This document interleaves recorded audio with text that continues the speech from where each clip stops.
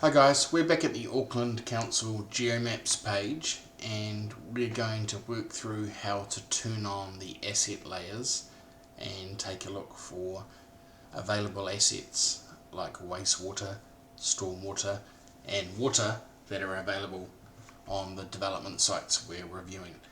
So first of all, you go to the Geomaps page, you click agree for the terms and conditions. You enter the property address that you're looking at. In this case, we'll use the address for the Great North Road development site that we have the draft or sample report on the DevSmarts page, which is 1614 Great North Road. That'll take us straight to the site. Then we want to go up the top here and click on the switch themes, click on assets, go down to underground services, tick them on, tap the drop down arrow, click on the wastewater, the stormwater and the water, and this will give you all of the available services around the site, in some cases running through the site. So the first one you can see there is the wastewater line. It's a 150mm diameter pipe running through and under the site. So something you want to be mindful of for the wastewater would be the depth of this line running through the pipe.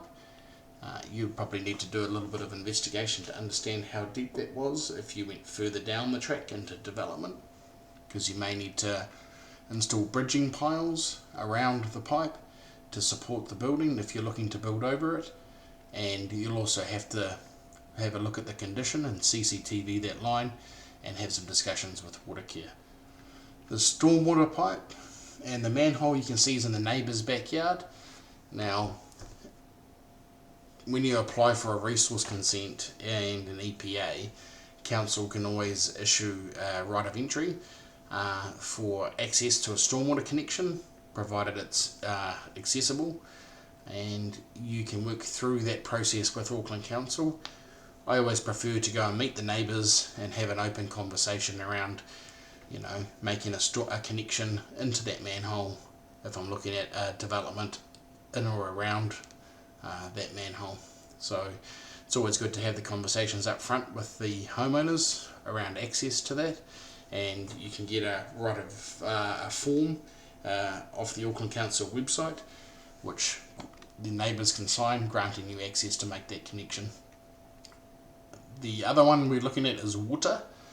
So the water runs down the main road. Looks like it's on the side of the footpath there. It's a 100mm PE line, which is usually enough. Watercare always do a capacity check, but sometimes depending on the amount of yield, if that was a 50mm diameter line, they might be looking at putting an additional road crossing in just for surety of supply.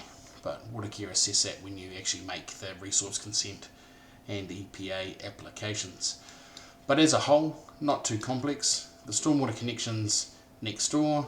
There's a wastewater line running through the site, so you need to drop a manhole on that for your connection, and some build-over queries, and the water line looks suitable. So as a whole, the assets are pretty good around the site. Cheers.